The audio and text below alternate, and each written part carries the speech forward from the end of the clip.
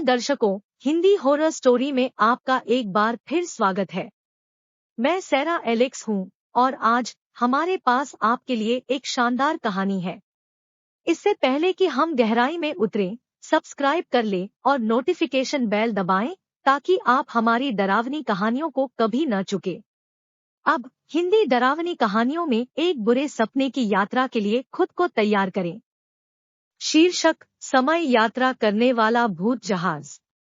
एक बार एक ठंडी शरद ऋतु की शाम को एक शांत तटीय शहर में टॉमी नाम के एक युवा लड़के और उसके दोस्तों के समूह ने समुद्र के रहस्यों का पता लगाने का फैसला किया।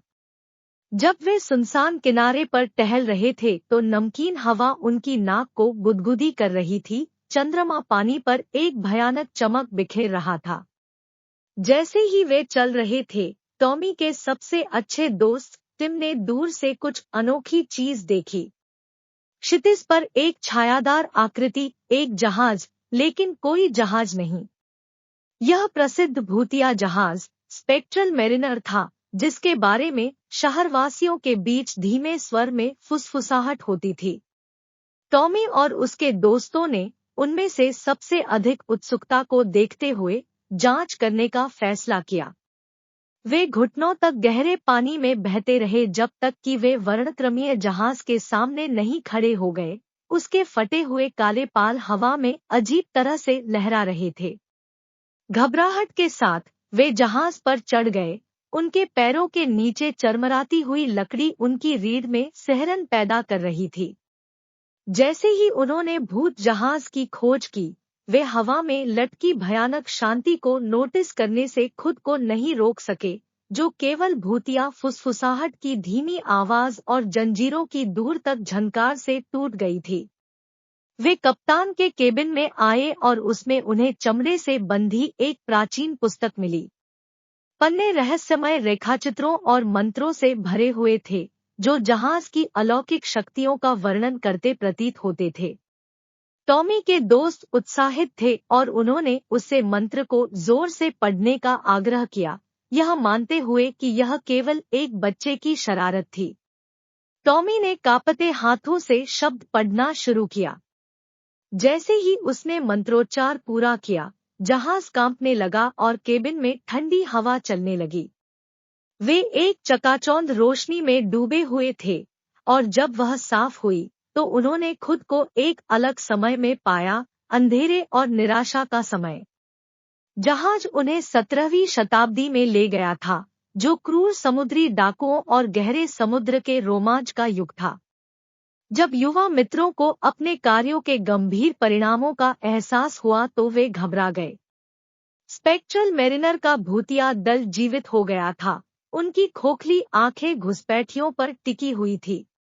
समुद्री डाकू कप्तान, कंकाल चेहरे वाला एक भयावह व्यक्ति, बुरी मुस्कान के साथ उनके पास आया। आपने इस जहाज की शक्तियों का आह्वान किया है, उन्होंने फुसफुसाया। अब आप अनंत काल तक इसके शापित चालक दल के हिस्से के रूप में सेवा करने के लिए बाध्य हैं। युवा लड़के फंस गए। उन्हें खजाने और बदला लेने के लिए अलौकिक समुद्री डाकुओं में शामिल होने के लिए मजबूर होना पड़ा। समय धुंधला गया और जिस भयावहता का उन्होंने सामना किया वह कल्पना से परे थी। उन्होंने लगातार तूफानों, शापित खजानों और अन्य भूतिया जहाजों के साथ मुठभेड़ों को सहन किया।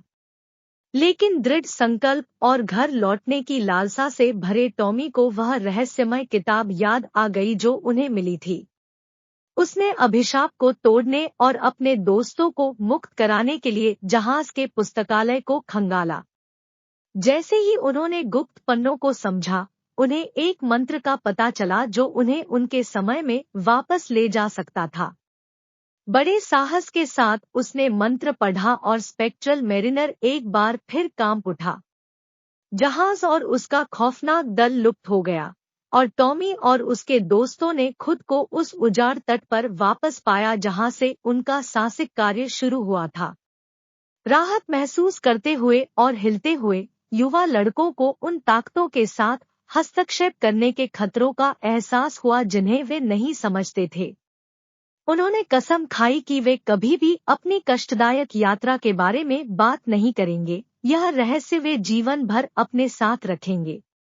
टाइम ट्रैवलिंग घोस्ट शिप की किंवदंती एक भयावह स्मृति बन गई, एक ऐसी कहानी जिसे वे केवल अंधेरी और तूफानी रातों में साझा करते थे जब उन्हें जिज्ञासा के खतरों की याद दिलाने के लिए एक डरावनी कहानी की आवश्यकता होती थी। वह रोंगटे खड़े कर देने वाला था।